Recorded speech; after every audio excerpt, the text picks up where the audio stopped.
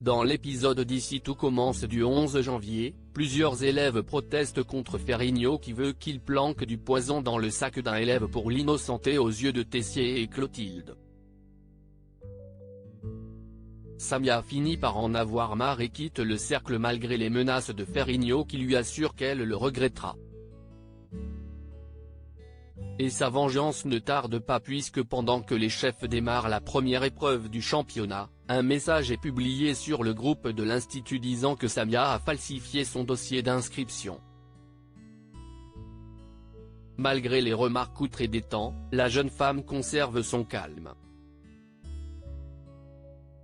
L'épreuve continue dans la douleur pour Tessier, qui semble clairement fatigué à cause du poison encore dans son système, et dont les conséquences se font ressentir sur le classement puisqu'il termine dernier tandis que Ferrigno remporte la première épreuve. Après l'épreuve, Vic cherche à retrouver la boîte à secret du cercle mais Ferrigno l'a cachée pour se protéger. Face au dégoût de la jeune femme, le chef insiste en expliquant que tout le monde se salit les mains dans le milieu. Dépité, Vic va retrouver les autres membres du cercle qui attendent que Samia sorte du bureau d'Antoine, où elle a été convoquée à cause du message publié sur le groupe.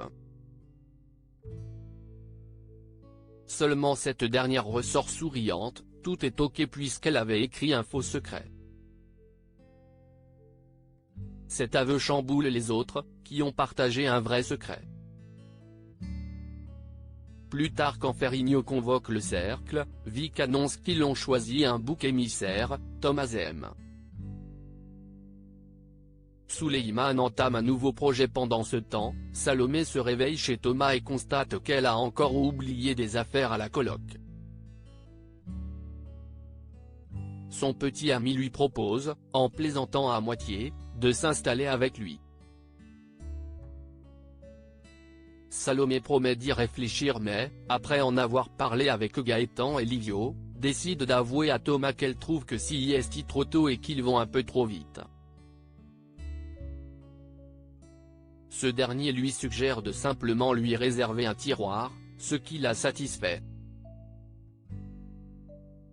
Enfin les choses sont toujours tendues entre Solal et Suleiman, qui se retrouvent invités à présenter les herbes aromatiques aquatiques à la classe de la chef Guino.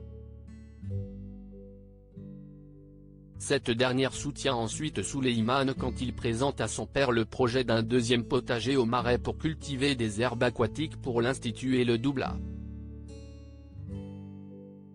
Même si Antoine est un peu réticente face à la charge de travail que cela représente, il valide le projet de son fils. Plus tard quand Suleiman commence à mettre le potager en place, il est rejoint par Solal et Axel, qui s'excusent et lui proposent leur aide.